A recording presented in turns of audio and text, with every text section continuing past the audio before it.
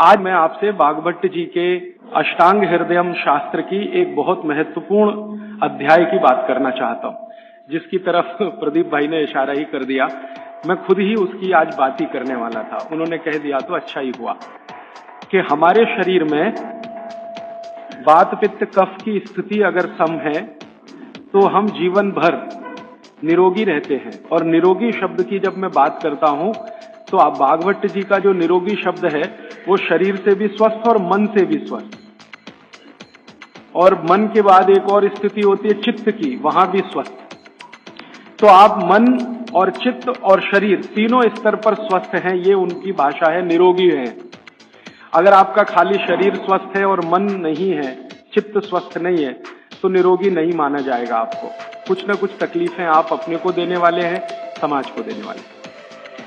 तो इसलिए वो कहते हैं कि आप अगर स्वस्थ हैं, ये तभी संभव है जब वात पित्त कफ आपके शरीर में सम है। सम होने के माने जितना वात चाहिए उतना है, जितना पित्त चाहिए उतना है, जितना कफ चाहिए उतना है। वात पित्त कफ तीनों दोष हैं। एक तरफ भागवत जी कहते हैं कि ये तीनों दोष हैं, त्रिदोष, लेकिन एक तरफ ये जरूरी भी है, ये भी महत्व की बात है। अगर ये नहीं है शरीर में तो आप शरीर से काम ही नहीं ले सकते। वात भी चाहिए, पित्त भी चाहिए, कफ भी चाहिए। बस उन्होंने ये कहा कि ये सम मात्रा में हो, जब जितनी जरूरत है उतने हो।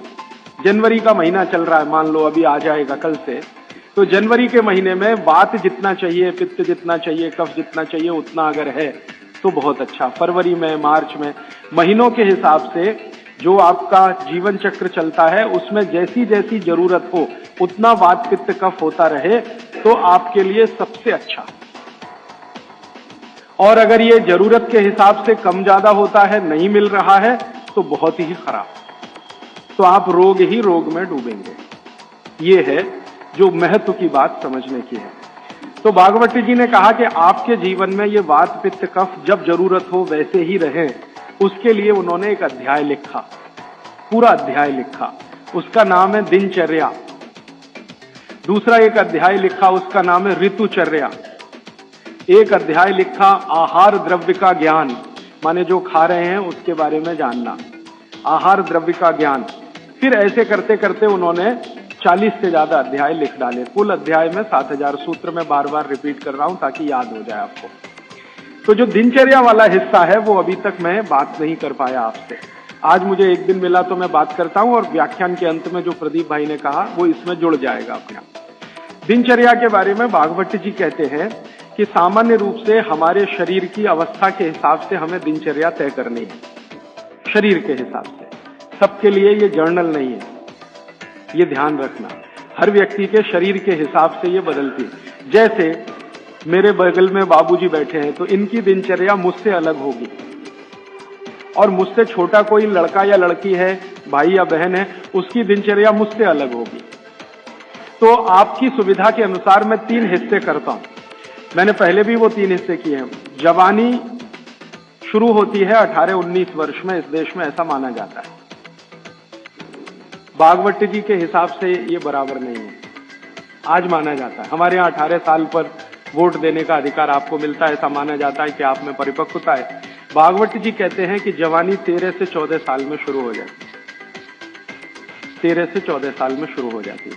पुराने लोग हमारे ऐसा ही मानते थे, 13 से 14 साल में युवा अवस्था शुरू हो जाती है। तो आप समझ लीजिए कि जन्म से लेकर 13-14 साल तक का एक भाग, 13-14 साल से लेकर 60 साल तक दूसरा भाग, और 60 साल के ऊपर तीसरा भाग। 3 तरह के लोगों की श्रेणी बना दी जाए। अब इसमें दिनचर्या का ध्यान दिया जाए। तो सबसे पहली बात जो आप सबको याद रखनी चाहिए हमेशा, कि जो 0 वर्ष से लेकर, माने पहला दिन का कोई बच्चा है, वहां से शुरू करके 13-14 साल, ये बच्चा जो है कफ के प्रभाव में रहता है। ऐसा कहें, बचपन में कफ बहुत होता है शरीर को, सारा शरीर कफ के असर में ही रहता है। उस समय वात और पित्त दोनों कम होते हैं। पित्त तो थोड़ा रहता है, वात तो बिल्कुल ना के बराबर होता है बचपन में।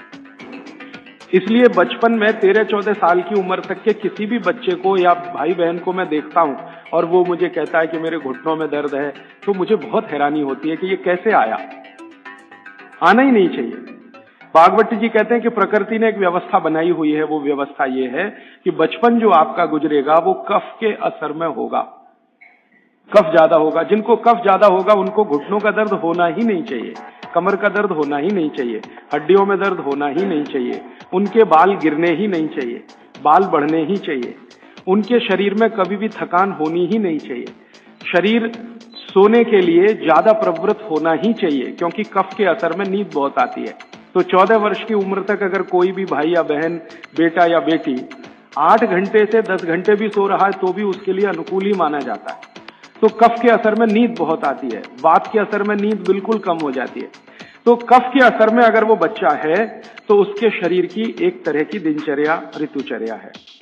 फिर क्या होता है कि 14 साल से ऊपर लेके 60 साल तक जवानी मान लीजिए, तो इसमें पूरा शरीर पित्त के असर में रहता है।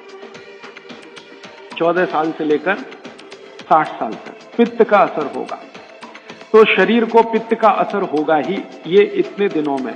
तो इनके लिए एक तरह की ऋतुचर्या, दिनचर्या। और तीसरा है 60 के ऊपर की जब उम्र हो जाती है तो वात के प्रभाव में आ जाता है पूरा शरीर। तो 60 के ऊपर उम्र जिनकी हो गई, अब वो मुझे ये कहें कि राजीव भाई घुटने दुख रहे हैं, तो समझ में आता, ठीक है भाई, स्वाभाविक है आपके लिए, हड्डियां कमजोर हो रही हैं, बिल्कुल स्वाभाविक है। ये उतना ही स्वाभाविक है जैसे आपके जीवन में बहुत सारी दूसरी चीजें स्वाभाविक होती है। तो 60 के बाद जब तक आप जीवित हैं वात के प्रभाव में है, 60 से पहले 14 वर्ष तक जब तक आपकी उम्र है आप पित्त के प्रभाव में हैं, और 14 वर्ष से कम आपकी उम्र है तो आप कफ के प्रभाव में हैं। तो मैं कफ से शुरू करता हूं। कफ से शुरू करें कि कफ प्रधान जो बच्चे हैं 14 साल तक, उनकी दिनचर्या कैसी होनी चाहिए। उनके लिए भागवत जी कहते हैं कि ये जो कफ के प्रभाव में बच्चे हैं, ये आज से मैं आपसे माफी मांगते हुए कह रहा हूं, कफ के प्रभाव के बच्चों को जितनी चाहे उतनी नींद लेने दीजिए, आप उनको टोका टाकी मत करिए।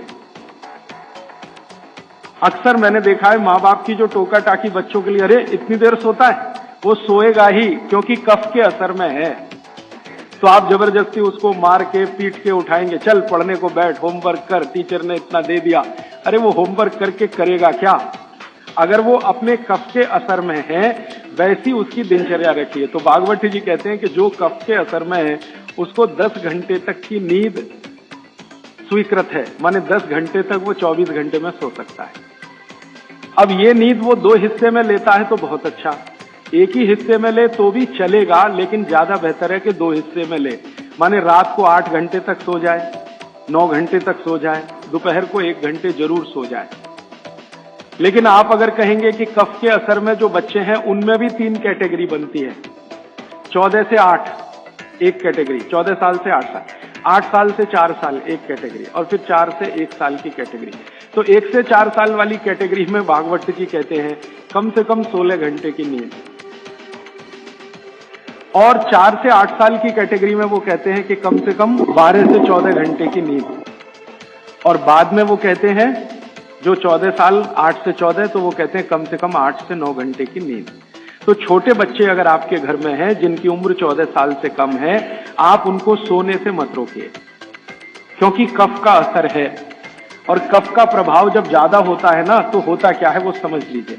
कफ आप जानते हैं चिकना पदार्थ है, स्निग्ध पदार्थ है। कफ का मतलब है आपको खांसी आए और जो बलगम निकल जाए, जो बलगम है ना वो ही कफ है, ऐसा समझिए। वो स्निग्ध है, चिकना है और बहुत भारी है। ये गुरु है, गुरु माने भारी, हैवी है, बहुत हैवी है, इससे ज्यादा हैवी कोई चीज नहीं। तो स्निग्ध है, चिकना है, भारी है, गुरु है। और जो भारी चीज होती है वो शरीर के ब्लड प्रेशर को हमेशा बढ़ाती है,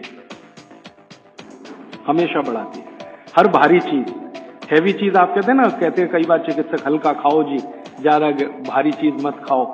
हर भारी चीज शरीर के ब्लड प्रेशर को बढ़ाती है, क्योंकि भारी चीज जाएगी तो उसका गुरुत्व ज्यादा है, गुरुत्व ये ज्यादा है, तो वो बढ़ेगा। अगर ब्लड प्रेशर, तो आपके ब्लड प्रेशर को कंट्रोल रखने के लिए ज्यादा बढ़ गया तो तकलीफ आ जाएगी। तो बॉडी ने एक व्यवस्था बनाई, शरीर ने व्यवस्था बनाई कि आप ज्यादा नींद लो।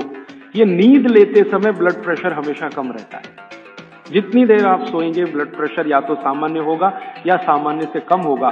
जितनी देर आप जगे हुए हैं ब्लड प्रेशर सामान्य से थोड़ा ज्यादा होगा।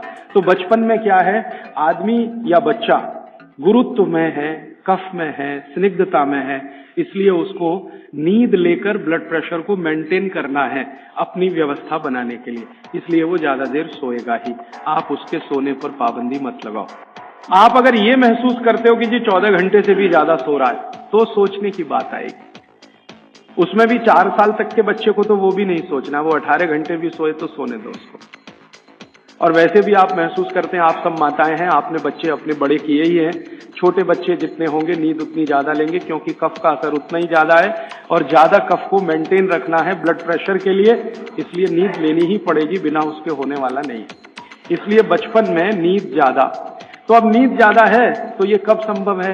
ये नींद ज्यादा आप तभी संभव है जब जल्दी सो जाएं, माने बच्चों को जल्दी सोना ही।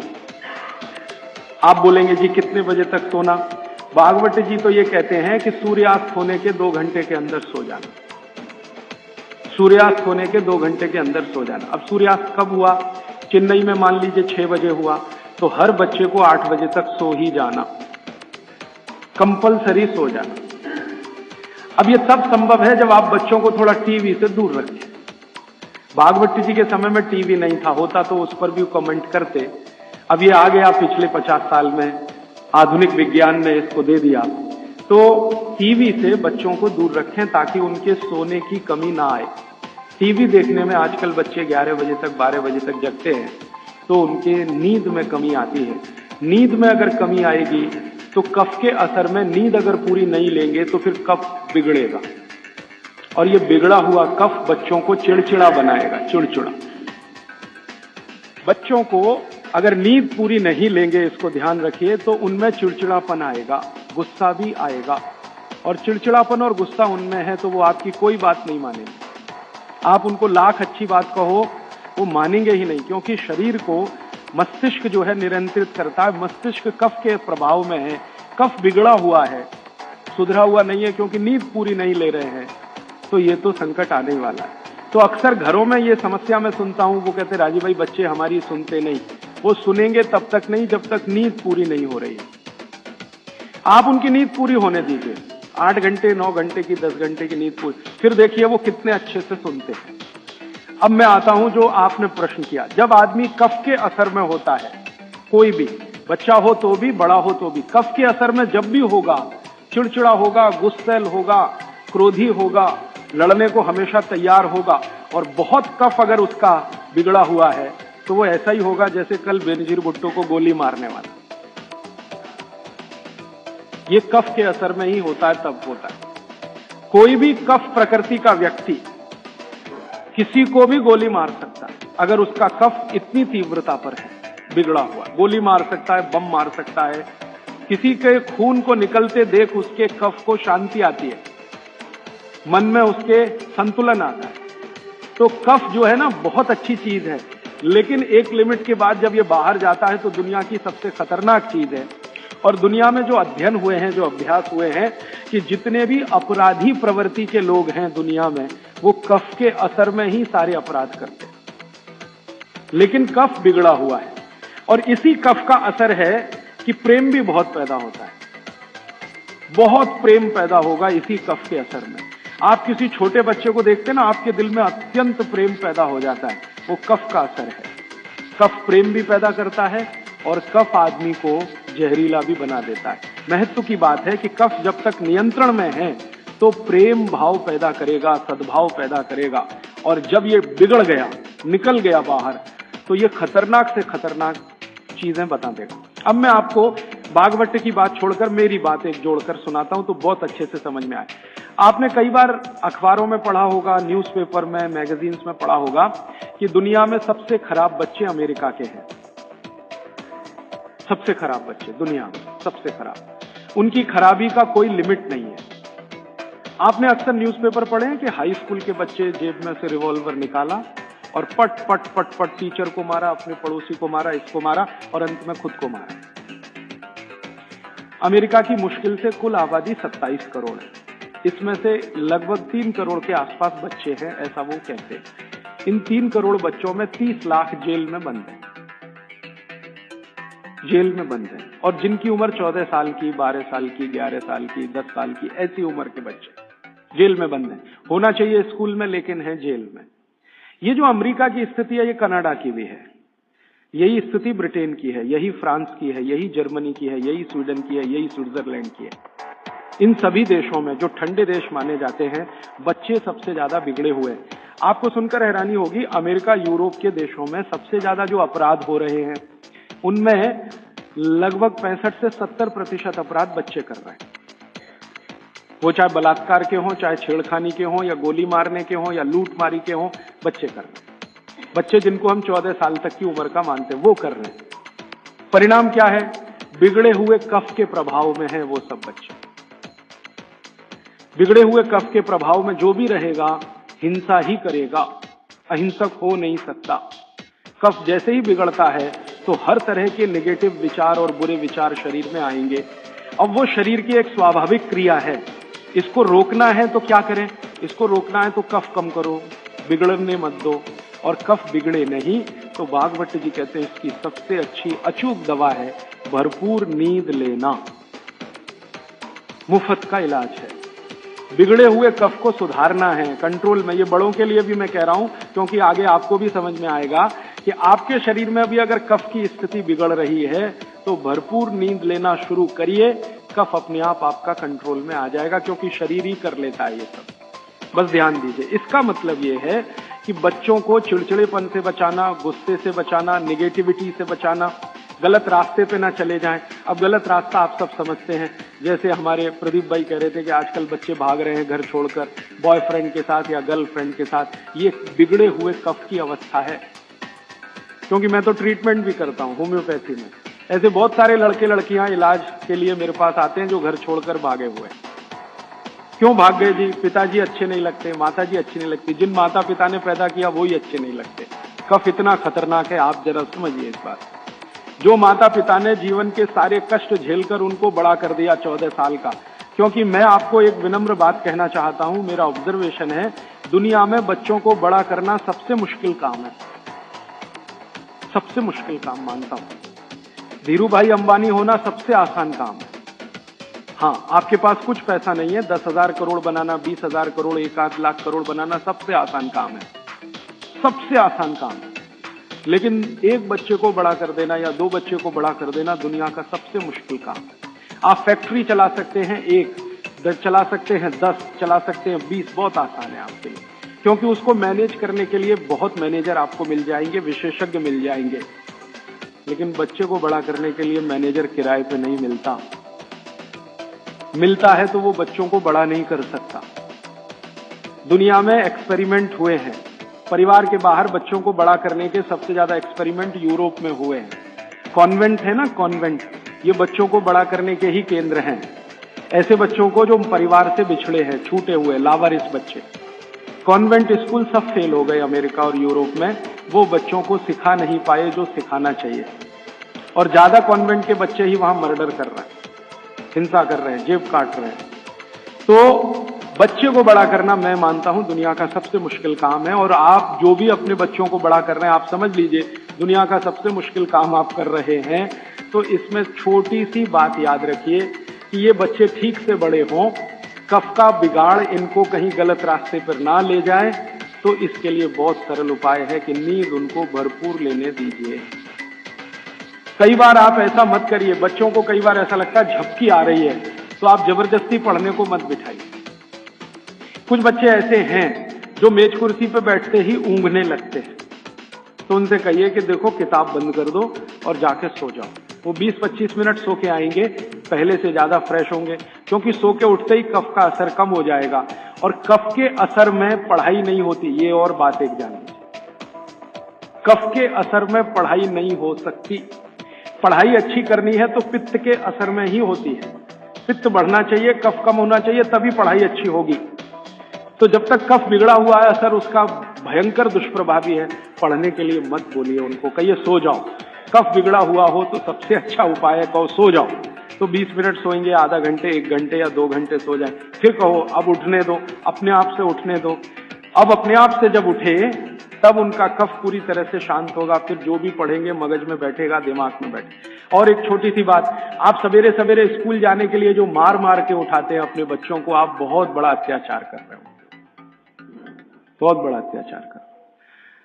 कारण क्या है वो समझ लीजिए वो ये, मैं ये कह रहा हूं कि आप करें जरूरी नहीं है, लेकिन समझ जरूर लीजिए ताकि आपको करते समय ध्यान में रहे कि मैं ठीक कर रहा हूं या गलत। बच्चों को मार मार के सवेरे जब आप उठाते हैं तो बहुत बड़ा अत्याचार उनके ऊपर होता है। वो क्या होता है, सुबह का समय कफ का समय है, दिन के हिसाब से सुबह का समय कफ का समय है, उस समय उनको सबसे गहरी नींद आएगी, वो प्रकृति का नियम है। और उसी समय मार पीट के आप उनको उठा के बाथरूम में करते, चल जल्दी से नहा, बस आ गई है, ऑटो रिक्शा आ गया है। अरे ये बस और ऑटो रिक्शा क्या करेंगे उसकी जिंदगी को, मैंने ही क्या कर लिया इतना सब पढ़ने के बाद, क्योंकि जो कुछ मैंने पढ़ा है वो मेरी जिंदगी के कभी काम नहीं आया। काम तो वो आ रहा है जो मैंने स्कूल में नहीं पढ़ा, कॉलेज में नहीं पढ़ा। स्कूल कॉलेज में मैंने बहुत पढ़ा, x + y whole square = x² + 2xy + y², और पता नहीं कितनी कॉपियां रंग डाली, आज तक मेरी जिंदगी में काम नहीं आया x + y होल स्क्वायर।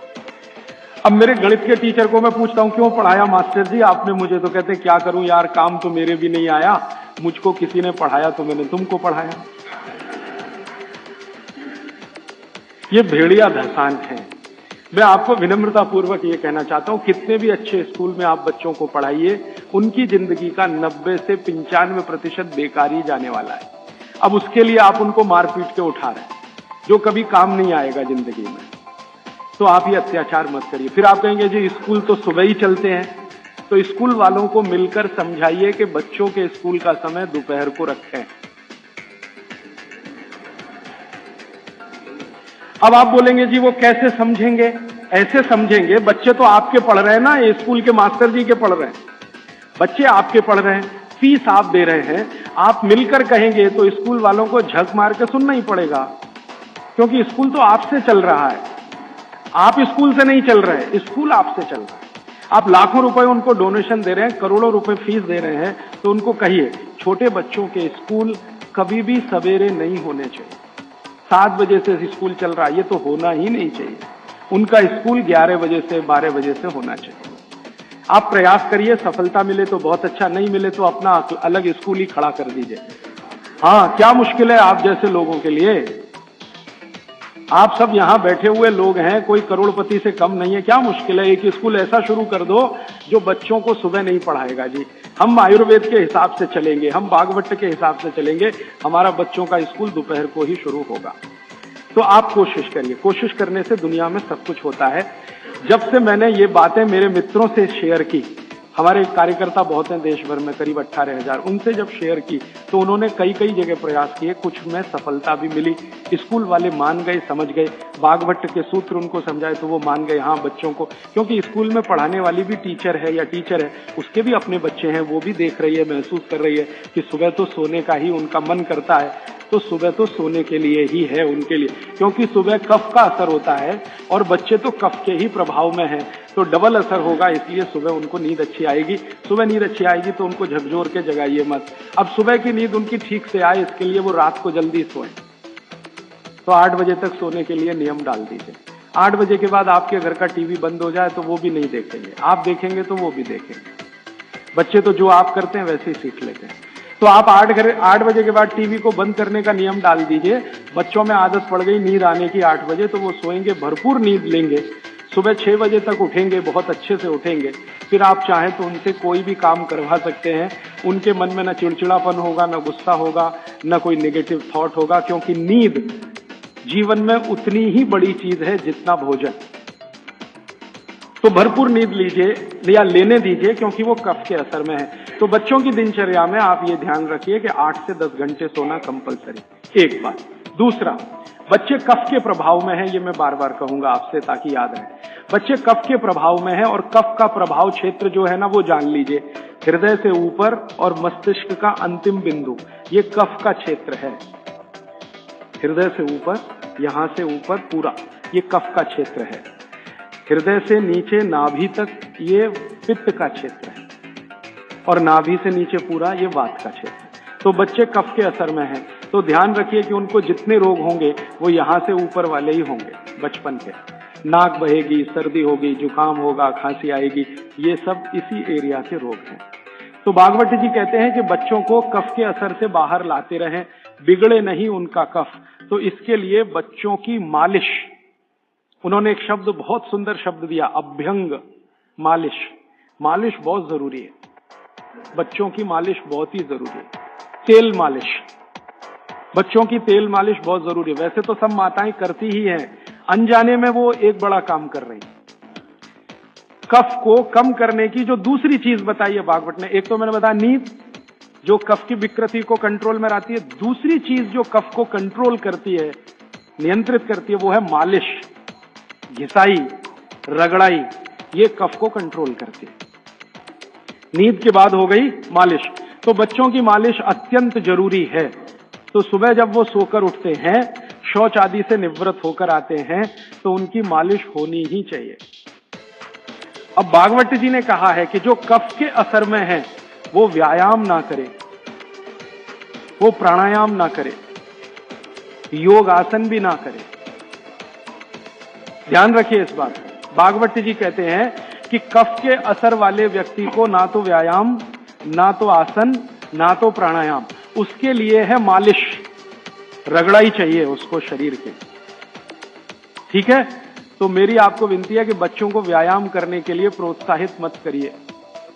कई बार माता पिता टीवी का चैनल खोल के वो रामदेव जी का चल रहा है, चल तू भी कर, उसके लिए नहीं है ये।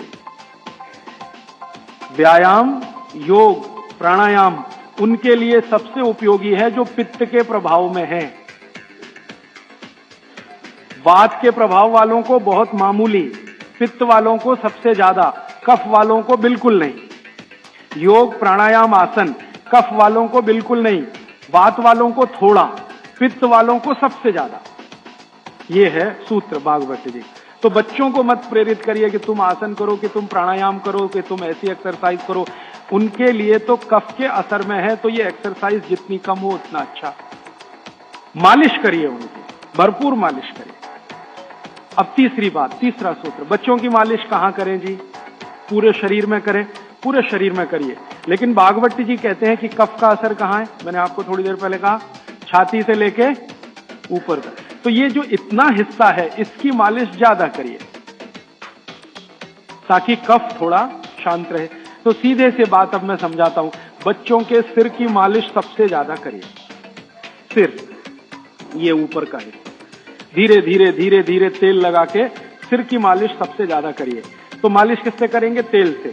तेल जो है कफ नाशक है, तेल जो है ना कफ नाशक है। तो सिर की मालिश करेंगे, छोटे छोटे छिद्र हैं, तेल इससे अंदर जाएगा, कफ को सामान्य रखेगा। तो कफ के प्रभाव में बिगड़ेंगे नहीं बच्चे, माने गुस्सा नहीं करेंगे, चिड़चिड़े नहीं होंगे, निगेटिव नहीं होंगे, जिंदगी में गलत काम नहीं करेंगे। तो बच्चों के सिर की मालिश बहुत जरूरी है, सिर की मालिश। दूसरा वो कहते हैं कि कफ का जो दूसरा बड़ा स्थान है, एक तो सिर हुआ, दूसरे है कान। ये कान है ना, ये कफ के स्थान। तो बच्चों के कान की मालिश रोज होनी चाहिए, जरूर होनी चाहिए। कान की मालिश कैसे करें?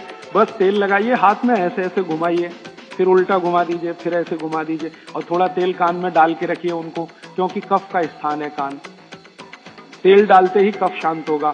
तो हमारी पुराने जमाने की जो माताएं हैं, वो रोज बच्चों को कान में तेल डालती थी, वो अनजाने में बहुत बड़ा वैज्ञानिक काम करती थी। देखा ना पुराने जमाने की माताओं को। आज के जमाने की माताएं तो कहती है चिपचिपा है तेल, तेल चिपचिपा है तभी तेल है, नहीं तो उसमें कुछ है ही नहीं। तो पुराने जमाने की माताएं बच्चों को बराबर कान में तेल डाल के रखती थी। तो बच्चों के कान में नियमित रूप से तेल डालिए। फिर आप बोलेंगे जी कौन सा तेल? तो इसमें भागवत जी सूत्र दे रहे हैं कि आप जहां रह रहे हैं उसके हिसाब का तेल। आप चेन्नई में रह रहे हैं, चेन्नई भारत के गर्म इलाकों में है, गर्म इलाकों में ठंडा तेल अच्छा, तो सबसे ठंडा तेल नारियल का तेल है। तो चेन्नई में रहने वालों को नारियल के तेल की मालिश, नारियल का तेल ही खाना। अब आप बिहार में जाएंगे और मैं वहां कर आकर आपको कहूंगा, तो कहूंगा जी आप नारियल का तेल बिल्कुल मत खाओ, मालिश भी मत करो। मैं कहूंगा सरसों का तेल खाओ, उसी से मालिश करो। और जो आप और उधर चले गए, हरियाणा पंजाब की तरफ, तो तो मैं ही आकर आपसे कहूंगा जी आप ये छोड़ो, आप तो जैतून का तेल इस्तेमाल करो या तिल का तेल इस्तेमाल, एरिया के हिसाब से। तो मैं आपके हिसाब से बात कर रहा हूं कि आप नारियल के तेल की मालिश भी कर सकते हैं, उसको भोजन में भी उपयोग कर सकते हैं। बच्चों की नियमित मालिश सिर की कान की होती रहनी चाहिए। और तीसरी चीज, आंखें।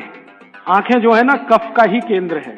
सबसे बड़ा कफ का केंद्र सिर, दूसरे नंबर पे कान, तीसरी आंख। आंख कफ का केंद्र है और आंख के ज्यादा रोग, 99% रोग कफ के रोग हैं। जैसे मैंने आपको बोला ना, आंख में आप बोलते हैं कि हमको कैटरेक्ट हो गया, ये कफ का रोग है। मोतियाबिंद हो गया, कफ का रोग है। ग्लूकोमा हो गया, कफ का रोग है। आंखें लाल हो रही हैं, कफ के प्रभाव। तो आंखों की विशेष देखभाल बच्चों की, ताकि चश्मा ना लगे, अब चश्मा ना चढ़े। अब आंखों में क्या करें जी, कफ को कंट्रोल करें। तेल नहीं डाल सकते आंखों में, क्योंकि तेल और आंखों का मेल नहीं है। आंखों में हमेशा एक फ्लूइड रहता है, तेल में डालें माने तेल उस फ्लूइड में गया तो गड़बड़ करता है। तो आंखों के लिए घी ठीक है, देशी गाय का घी। तो बच्चों को नियमित रूप से देशी गाय का घी आंखों में लगा सकते हैं तो बहुत अच्छा। देशी गाय का घी ये कफ को शांत करता है।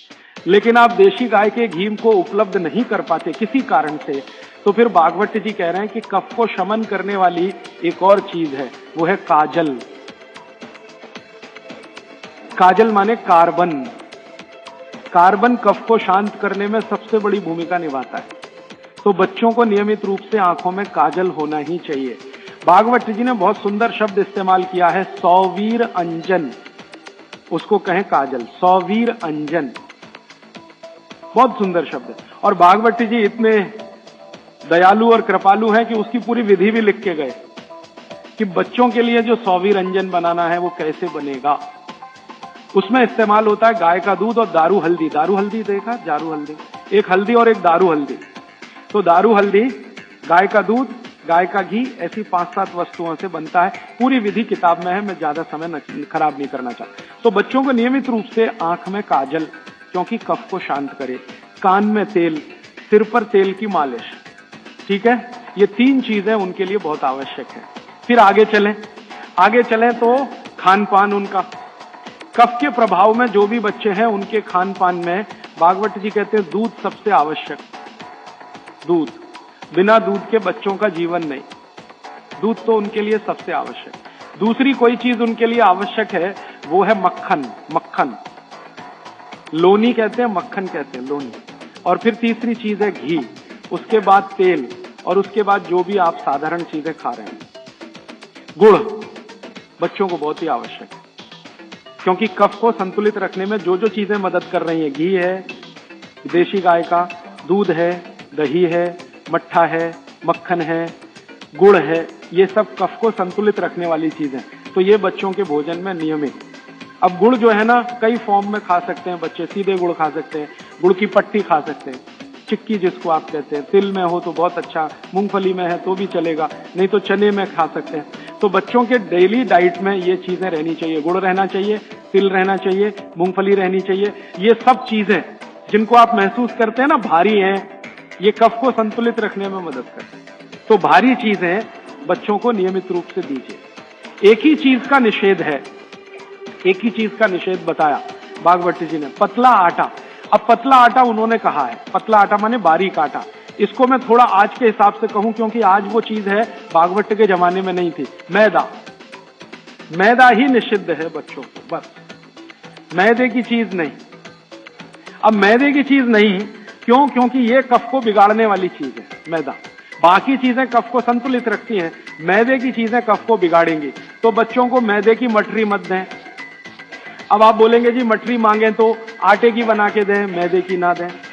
अब मैदे का बना हुआ समोसा ना दें, तो समोसा मांगेंगे तो आटे का समोसा दें। मैदे की कचौरी ना दें, कचौरी मांगेंगे तो आटे की दें। मैदा छोड़कर बाकी चीजों के बारे में भागवत जी कहते हैं कि बच्चे आसानी से प्रभाव कफ में उसको भी पाचन कर सकते हैं। अब मालिश हो गई, भोजन हुआ, फिर नहाने के लिए कहा है, तो मालिश पहले, स्नान बाद में।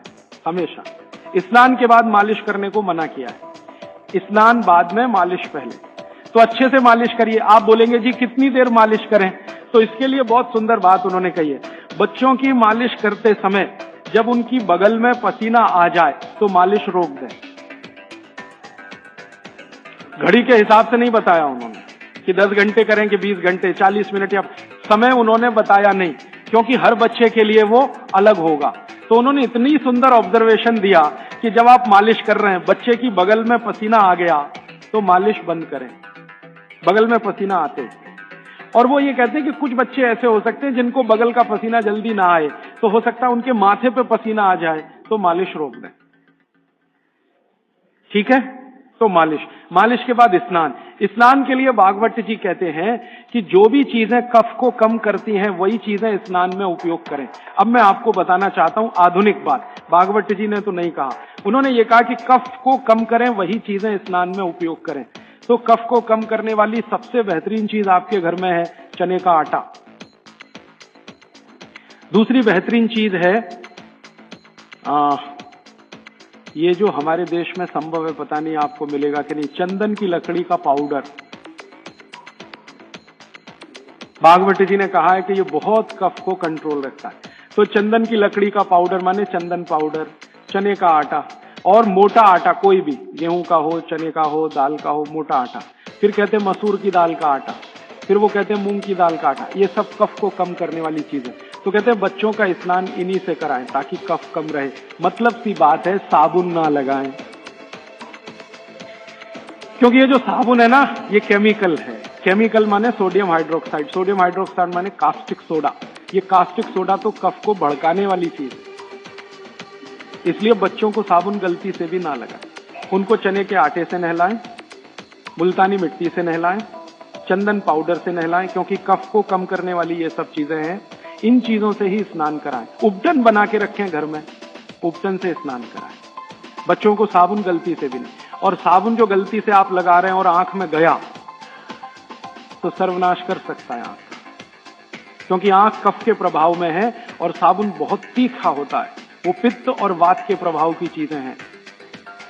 तो दुश्मन मिल गए दो एक साथ, साबुन और आंखों का जल, तो तकलीफ करेगा। वैसे भी बच्चे बहुत रोते हैं साबुन आंख में लगे, तो आजकल टीवी में एक विज्ञापन आने लगा, बिना आंसू निकालने वाला साबुन दुनिया में हो ही नहीं सकता। ये मूर्ख बनाने के तरीके हैं आपको। कोई भी साबुन आंसू ना निकाले, ये हो ही नहीं सकता, क्योंकि साबुन है ही पित्त और वात का और आंखें हैं कफ की। लगेगा तो आंखों से आंसू निकलेंगे ही। हाँ, एक ही समय में हो सकता है कि साबुन में कास्टिक सोडा सबसे कम हो, ग्लिसरीन और तेल सबसे ज्यादा हो। तो ग्लिसरीन और तेल अगर सबसे ज्यादा है तो उपटन में ही तेल मिला के नहला देना, साबुन क्यों खरीद के ला रहे हैं। 35 रुपए का आता है Johnson and Johnson baby soap, 350 रुपए किलो। 35 रुपए का 100 ग्राम, 350 रुपए किलो। काजू से महंगा है, काजू 200 रुपए किलो, साबुन 350 रुपए किलो। बादाम से महंगा है, बादाम 300 रुपए किलो, साबुन 350 रुपए किलो। और नहा के जाएगा कहां, पानी में ही जाएगा ना। 350 रुपए किलो की चीज पानी में बाहर है, उससे अच्छा काजू खिला दें उनको, बादाम खिला दें। तो नहाने के लिए उपटन जो बहुत सस्ता पड़ता है, और क्वालिटी उसकी कैसे चेक करें कि कफ को नाश करता है, कफ को शमित रखता है, कफ को शांत रखता है, इसलिए उपटन का स्नान बच्चों को जरूरी है। आगे बढ़ें, बच्चों का स्नान होने के बाद उनके खान पान का मैंने बता दिया। ऐसी चीजें उनको नियमित खिलानी है जो कफ को कम करती है। मैंने 3-4 चीजों के नाम लिए, दूध है, दही है, मट्ठा है, हर मोटा अनाज माने बाजरी है, जवारी है, ये सब कफ को शांत रखने वाली चीजें हैं। गाय का घी है ना, मक्खन और घी, मक्खन ज्यादा अच्छा है बच्चों को बनिस्बत घी के, क्योंकि मक्खन कफ को शांत रखने में मदद करता है। तो मक्खन ज्यादा से ज्यादा उनके भोजन में रहे, और बाकी सब चीजें, दाल चावल जो भी आप खाते हैं अच्छा। फिर उसके बाद शाम के समय है 3-4 बजे के आसपास क्या होता है, उनका पित्त थोड़ा बढ़ेगा। 12 से 4 के बीच में पित्त बढ़ता है, 12 बजे तक कफ के असर में है, 12 से 4 के बीच में पित्त बढ़ेगा। तो उस समय ऐसी चीजें खिलाएं जो घी की बनी हुई है, घी की बनी हुई चीज। और रात को ये बच्चे थोड़ा वात के असर में आते हैं, कफ तो सबसे ज्यादा है लेकिन रात को वात के, तो वात को कम करने वाली चीजें रात को उनको दें, और वो मैं पहले दिन भी काफी बता चुका हूं। तो ये हो गया बच्चों की दिनचर्या। 7 बजे सोने के लिए का माहौल बनाने के लिए तैयारी करें। 7 बजे तक माहौल बने सोने का तो 8 बजे सोएंगे। और माहौल बनाने में सबसे बड़ी मदद करेगा टीवी का स्विच ऑफ। मेरी तो आपको विनती है कि घर के छोटे बच्चे हैं ना, तब तक केबल कनेक्शन ना लें। छोटे बच्चे जब थोड़े समझदार हो गए हैं तो चलो चलेगा, क्योंकि समझदार होने से मतलब उनको मालूम होना चाहिए कि कहां स्विच ऑफ करना है, तो उस समय थोड़ा चल जाएगा। लेकिन बच्चे जब तक छोटे हैं, साल भर के, 1.5 साल के, 2 साल के, 2.5 साल के, तब तक तो केबल कनेक्शन ऑफ रखें, या केबल कनेक्शन है तो टीवी ऑफ रखें, चले नहीं उनके सामने, नहीं तो वो चालू हो जाएंगे, पोगो देखेंगे, पोगो। हाँ, कार्टून फिल्म देखेंगे। क्यों देखेंगे जान लीजिए, कफ के असर में जो बच्चा होता है, इसको समझाना चाहता हूं मैं, कफ के असर में जब बच्चा होता है तो उसकी कल्पनाशीलता सबसे ऊंची होगी। मैंने थोड़ी देर पहले कहा ना, ये कफ है जो सम में रहे तो व्यक्ति को बहुत कल्पनाशील बनाएगा, इतना कल्पनाशील और वैज्ञानिक बनाएगा, सोच नहीं सकते।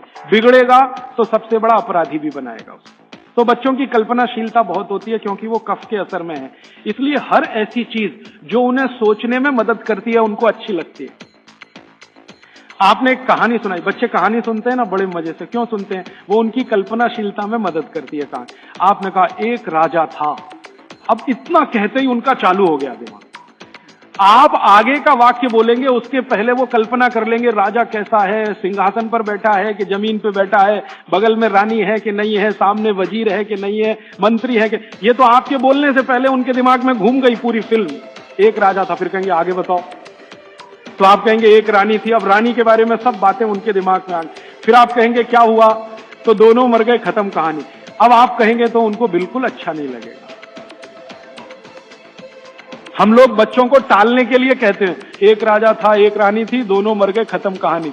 उनको बिल्कुल अच्छा नहीं लगेगा, क्योंकि जिस समय कल्पना उनकी चलना शुरू हुई, आपने कहानी खत्म कर दी।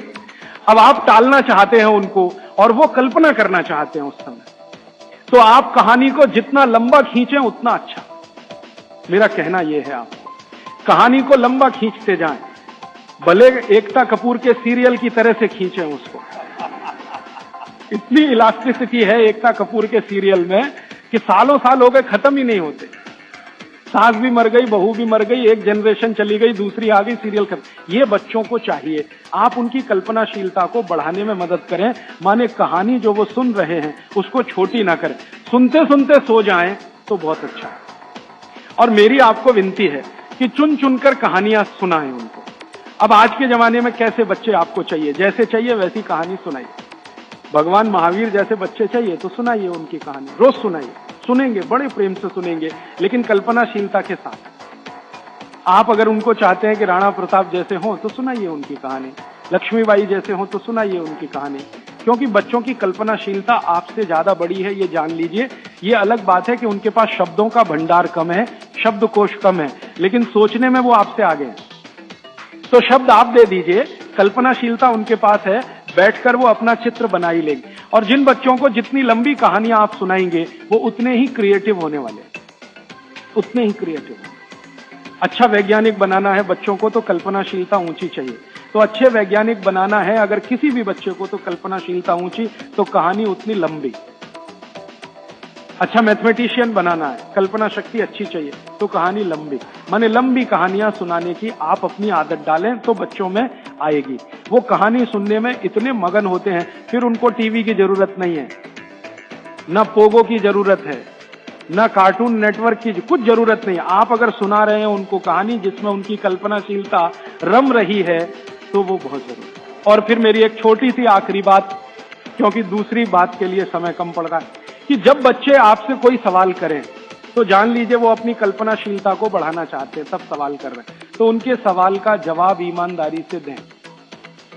जैसे उन्होंने सवाल पूछा कि ये टमाटर का रंग लाल क्यों है, मान लीजिए सवाल पूछा टमाटर का रंग लाल क्यों, अब आपको मालूम नहीं कि टमाटर का रंग सच में लाल क्यों है, तो आप उनको कुछ उल्टा सीधा मत कहें, भगवान ने कर दिया है, ऐसा हो गया है, वैसा हो गया है।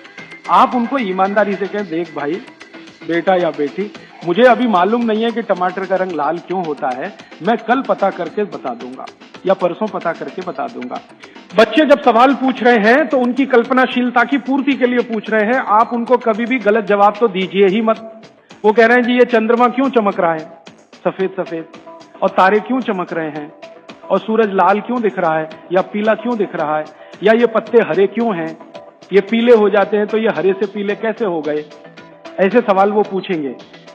उनके उत्तर पूरी ईमानदारी से दीजिए। तो इसका माने आपको पढ़ना ही पड़ेगा, बिना पढ़े आप उत्तर दे नहीं सकते। और जो आपने कोशिश की उल्टा सीधा, तो थोड़े दिन में जब उनको सच्चाई पता चलेगी तो आपका आदर वो बिल्कुल नहीं करेंगे। उनके गुरुजी ने बता दिया कि ये पत्ता हरा इसलिए था और टमाटर लाल इसलिए हो गया और चंद्रमा इसलिए चमकता है, सूरज इसलिए पीला दिखाई देता है। जैसे ही उनको पता चलेगा तो आपकी इज्जत तो 2 कौड़ी की हो गई उनके सामने। वो आपको कहेंगे जी आपने गलत बताया, मेरी टीचर ऐसा बोलती है। तो आपसे हटकर वो टीचर की तरफ चला गया, और टीचर की तरफ गया तो समझ लो बच्चा आपके हाथ से ही गया। जैसे जैसे उसका आकर्षण टीचर के प्रति बढ़ता जाएगा, वो आपके कंट्रोल के बिल्कुल, फिर टीचर जो कहेगी उसको पत्थर की लकीर मानेगा, आप जो कहोगे उस पर कभी भी भरोसा नहीं करेगा। इसलिए मैंने थोड़ी देर पहले कहा बच्चों को बड़ा करना दुनिया का सबसे मुश्किल काम है। तो आप बच्चों के साथ व्यवहार वैसा ही करें जैसा प्रकृति ने उनको स्वभाव दिया है। कफ का स्वभाव माने कल्पनाशीलता वाला स्वभाव। कफ का स्वभाव माने इमेजिनेशन, लिमिटलेस इमेजिनेशन। वो सीमा के पार जाके बात करते हैं। आप देखते हैं ना, दुनिया के सारे बच्चे परेशान है हैरी पॉटर पढ़ने के लिए, है ना। और आप और मैं सवाल करते हैं जी हैरी पॉटर में रखा क्या है? कुछ नहीं है, उसमें तिलिस्म है, जादुई तिलिस्म है। वो सच्चा नहीं है, लेकिन उनकी कल्पनाशीलता में उनको बहुत आनंद दे रहा है, इसलिए करोड़ों किताबें बिक रही हैं हैरी पॉटर की। आप पसंद करें या न करें, क्योंकि बच्चे कफ के असर में है, कल्पनाशीलता उस समय सबसे ज्यादा है। तो जादुई बातें, तिलिस्मी बातें, जादूगर की बातें, ये सब उनको अच्छी इसलिए लगती है कि कल्पनाशीलता बढ़ाने में ये सब मदद करती है। ये जासूसी उपन्यास जितने हैं ना, बच्चे बहुत प्रेम से पढ़ते हैं, चाहे वो अमेरिका में हो या हिंदुस्तान में। बस अंतर है, अमेरिका में अंग्रेजी में पढ़ेंगे, हिंदुस्तान में हिंदी में जरूर पढ़ेंगे। चंदा मामा एक पत्रिका आती है बच्चों की, चंदा मामा या नंदन, चुन चुन के ऐसी कहानियां हैं उसमें जो उनकी कल्पनाशीलता बढ़ाती हैं। तो वो लड़ेंगे आपसे, चंदा मामा चाहिए, नहीं तो ये किताब चाहिए, अमर चित्रकथा चाहिए, ये चाहिए, ये चाहिए। अब आपके ऊपर है कि आप उनकी कल्पनाशीलता कितनी बढ़ा सकते हैं। 14 साल तक विशेष ध्यान रखें बच्चों का, जब तक वो कफ के असर में। अब इसमें बाद में कुछ बातें आएंगी तो कल मैं जोड़ूंगा। अब मैं आ जाता हूं पित्त में। पित्त के प्रकृति के लोगों की दिनचर्या क्या? पित्त प्रकृति माने 14 साल से ऊपर और 60 साल के नीचे, इनकी दिनचर्या क्या? पित्त प्रकृति के लोगों को कफ का असर कम हो जाता है, पित्त थोड़ा बढ़ता है, वात उनके पास कम ही रहता है या बिल्कुल नहीं रहता। अब पित्त प्रकृति के लोगों को ज्यादा सोना जरूरी नहीं है, उनका पित्त है, कफ तो ऐसे ही शांत है, तो ज्यादा सोना जरूरी नहीं। माने पित्त प्रकृति के लोग अगर 8 घंटे सो रहे हैं, 7 घंटे सो रहे हैं तो भी चलेगा। न्यूनतम नींद कितनी होनी चाहिए? आप कहें पित्त प्रकृति के सब लोगों को, जिनकी उम्र 14-15 साल से लेकर 60 साल है, इनकी कम से कम नींद 8 घंटे की रहे तो अच्छा है। लेकिन इससे भी कम रह सकती है क्या? 7 घंटे हो सकती है, लेकिन उसके लिए थोड़ा प्रयास करना पड़ेगा। 6 घंटे भी हो सकती है, 6 से कम नहीं और 8 से ज्यादा नहीं, ऐसे मान लीजिए। तो पित्त प्रकृति के लोगों को 6 घंटे से कम नहीं सोना, 8 घंटे से ज्यादा नहीं सोना। अब उसके हिसाब से दिनचर्या तय करिए। तो 8 बजे सो जाएं, मान लो आप भी ऐसे ही माने। भागवत जी कहते हैं सूर्यास्त के 2 घंटे बाद सो जाएं, बच्चे भी बड़े भी। तो 8 बजे आप सो जाएं, तो 8 से 8 4 बज गए ना, 4 बजे उठें। आपके लिए उठना बहुत जरूरी है। ब्रह्म मुहूर्त में पित्त प्रकृति के लोगों का उठना बहुत आवश्यक है। बच्चे ना उठें तो चलेगा, आपको तो उठना बहुत जरूरी है। क्यों? अगर आप 4 बजे उठते हैं तो अगला पूरा दिन आपका बहुत बेहतरीन और व्यवस्थित है, और 4 के बाद उठेंगे तो पूरा दिन डिस्टर्ब। क्यों? क्योंकि जो जो करना है आपको वो 4 बजे से लेके ही शुरू होगा। 4 बजे उठे, आपने पानी पिया, जो मैंने पहले ही बता दिया, ऊषा पान जिसको कहते हैं। फिर शौच आदि के लिए आप गए, 10-15 मिनट मान लीजिए उसमें गया। फिर बाहर आप निकले, दंत धावन शब्द इस्तेमाल किया, दंत धावन करें माने दांत साफ करें। अब दांत साफ कैसे करें? पित्त प्रकृति के लोगों को हमेशा दांत ऐसी चीज से साफ करना जो कषाय हो, स्वाद में तिक्त हो। स्वाद में कषाय समझते हैं? कड़वा, जो स्वाद में कड़वा है और तिक्त है, ऐसी चीजों से आपको दांत साफ करना, क्योंकि प्रकृति आपकी पित्त की है। तो पित्त को कम करना, कंट्रोल करके रखना, ये कषाय और तिक्त स्वाद की चीजों से ही होगा। तो इसका मतलब ये है कि आप नीम का दातुन करें, जो कषाय भी है, तिक्त भी। भागवत जी ने कॉलगेट के लिए मना किया है। कॉलगेट था ही नहीं तो लिखा भी नहीं है उन्होंने कहा कि आप नीम का दातुन करें। और नीम से भी अच्छा एक दातुन उन्होंने बताया, मदार। मदार समझते? मदार का एक पेड़ होता है, वो कहते हैं नीम से भी अच्छा, क्योंकि वो और ज्यादा कषाय है और ज्यादा तिक्त। फिर एक है बबूल, फिर एक है अर्जुन। अर्जुन की छाल आपने पिया ना, अर्जुन की दातुन भी होती है। तो ऐसे 12 वृक्ष उन्होंने बताए हैं, नीम है, मदार है, अर्जुन है, फिर ये जो होता है ना आम, बबूल है, आम है, अमरूद है, ऐसे 12 वृक्षों का उन्होंने वर्णन किया है कि इनकी दातुन ही करना, इसके आगे 13वें वृक्ष की नहीं। और वो डिटेल लिखा है किताब में, आप ले सकते। जब उन्होंने आगे लिखा है वो मैं अभी बता दूं। वो ये कहते हैं कि जीवन में जो ऋतु है, ऋतु गर्मी है, फिर सर्दी है, फिर बरसात है, 3 तो मुख्य ऋतु हैं, फिर इनकी उप ऋतुएं हैं, तो 6 हो जाती है, शरद है, शिशिर है, वसंत है। तो मोटा मोटा बता देता हूं, ज्यादा बारीक आपको याद नहीं रहेगा। वो ये कहते हैं कि जब गर्मी का सीजन है, गर्मी माने अप्रैल से शुरू कर लीजिए, उगादी से शुरू कर लीजिए, नहीं तो आप मकर संक्रांति से ही मान लीजिए। तो मकर संक्रांति से लेकर जब तक गर्मी है, माने बारिश नहीं होती, तब तक नीम के दातुन की बात कही उन्होंने। तो इसमें चैत्र भी आएगा, वैशाख भी। अब आप पुरानी चीज जरा देखिए कि हमारे बचपन में हमारी दादी कहती थी कि देख चैत्र का महीना लग गया, नीम के पत्ते खा ले तो अगले 1 साल तक बीमार नहीं पड़ेगा। तो वो समय यही आता है जो भागवत जी का कैलकुलेशन। क्यों? ये जो समय है इसमें पित्त को भड़कने से बचाने में सबसे बड़ी मदद ये करेगा नीम। तो नीम का दातुन, नहीं तो बबूल का दातुन, नहीं तो मदार का दातुन, लेकिन गर्मियों में सबसे अच्छा नीम है। दूसरा सबसे अच्छा बबूल है गर्मियों में, और सर्दियों के दिन में सबसे अच्छा दातुन है अमरूद। अमरूद के पेड़ का दातुन सर्दियों में सबसे अच्छा, अमरूद के पेड़ का। और अमरूद के जैसा ही एक और पेड़ होता है, जामुन का भी दातुन करने का नियम बताया है, लेकिन पता नहीं आप तोड़ पाएंगे कि नहीं, लेकिन अमरूद का आसानी से मिल जाएगा। और फिर ज्यादा बारिश के दिनों में जो वो बोलते हैं, तो आम का भी कर सकते हैं, अर्जुन का भी कर सकते हैं। और आप बोलेंगे जी पूरी जिंदगी अगर नीम का ही दातुन करें तो कर सकते हैं, 3 महीने लगातार करके थोड़े दिन छोड़ देना, फिर 3 महीने कर ले। वो थोड़े दिन छोड़ने का नियम ध्यान रखना। तो फिर आप बोले थोड़े दिन छोड़ दिया तो क्या करें? उस दिन दंत मंजन कर लेना। दंत मंजन के लिए वो ये कहते हैं कि आप जिस एरिया में रह रहे हैं वहां का तेल, और जिस क्षेत्र में रह रहे हैं वहां जो उपलब्ध लवण माने नमक, और जिस क्षेत्र में रह रहे हैं वहां की उपलब्ध हल्दी, ये तीनों मिलाकर आप पाउडर बना के दांत पे घिस सकते हैं। ये बहुत अच्छा दंत मंजन उन्होंने माना।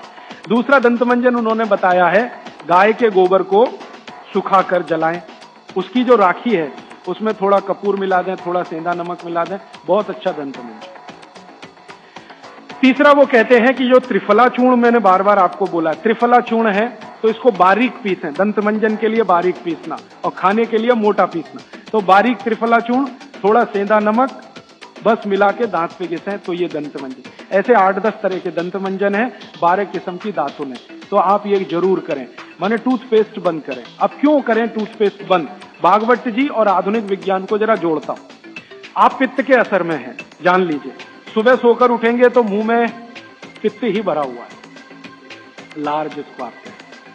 अब ये असर ज्यादा है तो इसको कंट्रोल रखना है आपको, तो इसलिए कहा ये दातुन अच्छी है। लेकिन अगर आप ब्रश कर रहे हैं, पेस्ट कर रहे हैं, तो क्या है उसमें? चीनी है, चीनी है ना, शुगर है। अब वो सैकरीन के रूप में है या किसी भी रूप में शुगर है, और शुगर और पित्त का झगड़ा है। तो सुबह उठते ही अगर आप पेस्ट कर रहे हैं जो मीठा है, तो सर्वनाश है।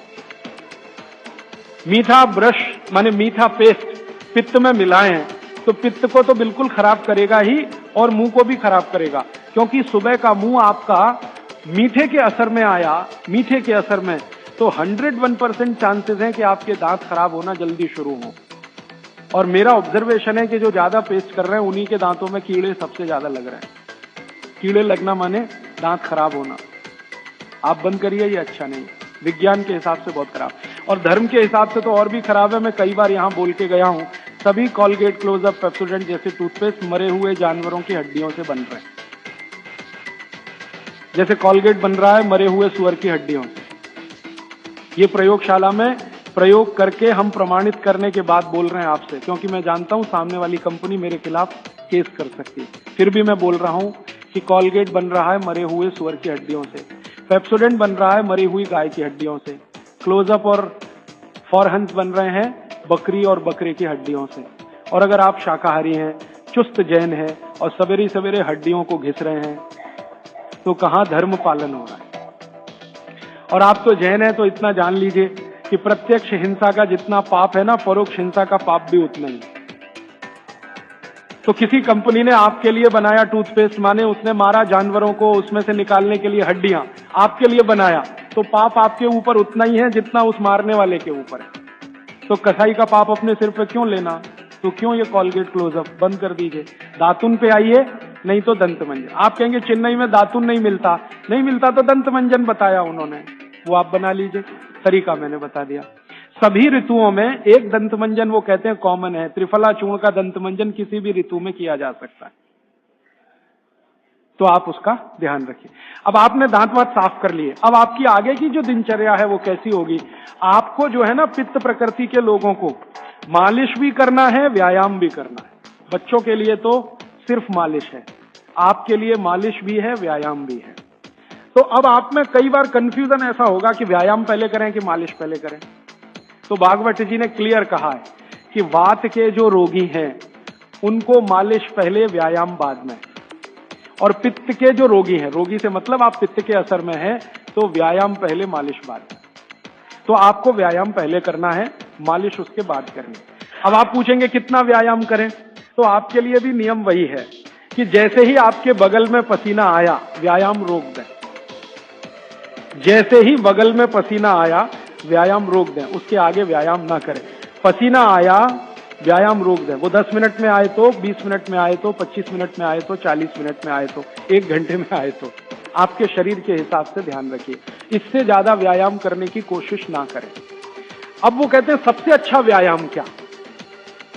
सबसे अच्छा, तो आप कहेंगे जी दौड़ना। तो भारत के हिसाब से ये सबसे अच्छा नहीं है।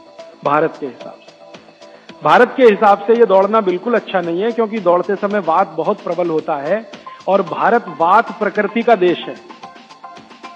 देशों की प्रकृति होती है वात प्रकृति, क्योंकि गर्मी है, ज्यादा इलाके में गर्मी है, वात प्रकृति का देश है, रुक्ष देश है।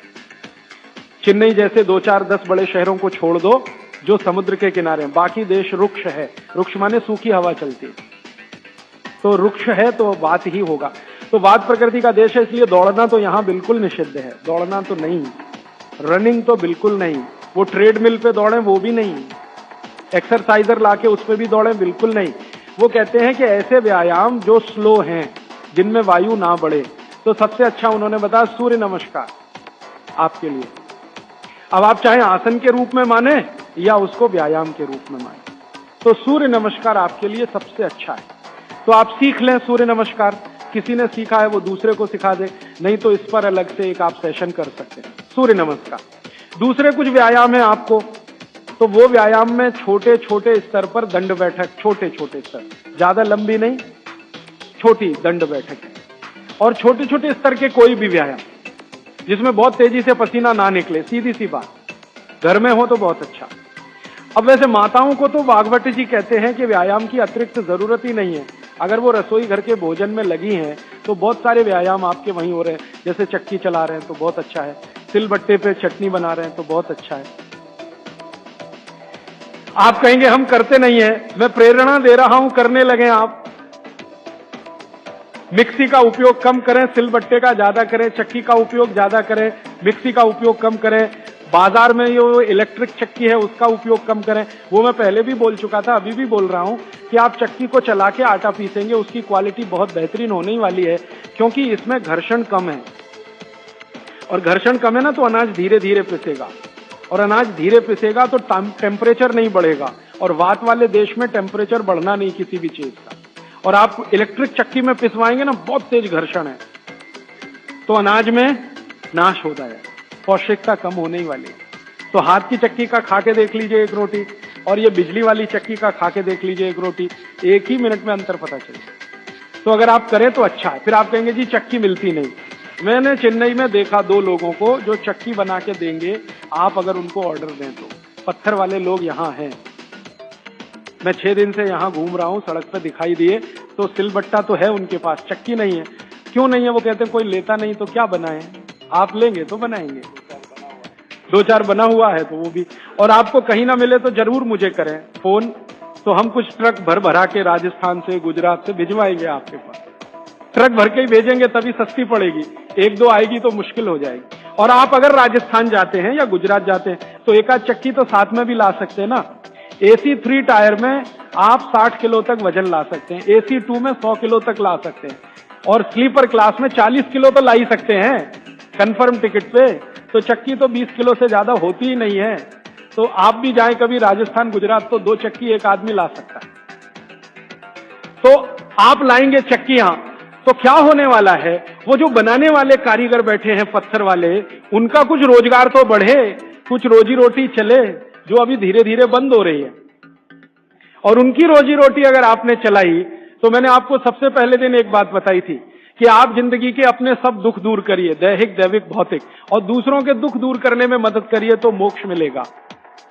तो आपने चक्की बनाने वाले का भौतिक दुख तो दूर किया, चक्की खरीदी तो पैसा तो मिला, गरीबी कम हुई, रोजगार बढ़ा, तो भौतिक दुख भी अगर आपने कम किया तो मोक्ष की तरफ जा। तो चक्की है, सिलबट्टा है, कोशिश करें तो व्यायाम की अतिरिक्त जरूरत नहीं। और अगर नहीं कर पा रहे हैं तो थोड़ा हल्का फुल्का व्यायाम आप जरूर करें। और बहनों को, माताओं को जो सबसे अच्छा व्यायाम है, भागवत जी कहते हैं फॉरवर्ड बेंडिंग। फॉरवर्ड बेंडिंग माने आगे झुकना। तो जितनी बार आप आगे झुकें, ध्यान रखें कमर से झुकें हमेशा, तो जिंदगी में कभी भी दर्द नहीं आएगा कमर का। आगे कमर को छोड़कर कहीं से भी झुकेंगे तो तकलीफ है। कोशिश करें कमर से झुकें, जितना झुक पाते हैं वहीं तक झुकें, जरूरत नहीं है कि नीचे तक झुकें। हो सकता है कमर से झुकें तो आपके हाथ घुटने तक ही आए, वहीं तक रहने दीजिए। सहज होकर करिए, असहज होकर मत करिए। तो थोड़ा व्यायाम, 15-20 मिनट में पसीना आ जाएगा, उतना काफी। फिर उसके बाद मालिश। आपको भी मालिश जरूरी है, क्योंकि आपको भी कफ का असर ना बढ़े और आपका विकृत ना हो। तो आपको भी बच्चों की तरह ये बात ध्यान रखनी है कि सिर की मालिश ज्यादा, कान की भी मालिश ज्यादा, और बाकी शरीर की तो करनी है। और शरीर में सबसे ज्यादा मालिश तलवे की, पांव की। मालिश के बाद स्नान, स्नान उसी तरह से उबटन आदि से, और फिर भोजन, भोजन के बाद विश्राम 20 मिनट, फिर आपका काम, फिर रात्रि का माने शाम को 6-7 बजे का भोजन। इस तरह का नियम है पित्त वालों का। और वात वालों के लिए क्या है, जिनकी उम्र 60 के ऊपर है उनके लिए भागवत जी कहते हैं व्यायाम निषेध। जैसे बच्चों को निषेध वैसे उनको निषेध। उनके लिए मालिश बहुत जरूरी, जैसे बच्चों की वैसे वात वालों की। माने बुजुर्ग लोगों को मालिश बहुत जरूरी है, व्यायाम से भी ज्यादा। और मालिश करते समय ध्यान रखना है सिर, तलवे, 2 चीजें, और कान भी। तो मालिश आप करें, व्यायाम करें तो बहुत ही हल्का फुल्का करें। लेकिन ये नियम भागवत जी ने नहीं बताया कि आप व्यायाम तब तक करें जब तक बगल में पसीना ना आए, क्योंकि एक उम्र के बाद पसीना बहुत कम हो जाता है। तो हो सकता है 1 घंटे तक भी ना आए और आप करते रहे। ये पित्त और कफ वालों के लिए है, सिर्फ वात वालों के लिए। तो वात वाले तो जीवन में जितने आराम से रह सकें। वैसे तो वात वालों के लिए भागवत जी कहते हैं कि उनको तो एक ही काम है, वो है दिशा निर्देश। बुजुर्गों का एक ही काम है कि घर में बैठे हैं और दिशा निर्देश दे रहे हैं, ऐसा मत करो, ऐसा करो, ऐसा मत करो, क्योंकि उन्होंने जीवन का सारा अनुभव ले लिया और वो अनुभव को मिलाकर आपको दिशा निर्देश कर रहे हैं।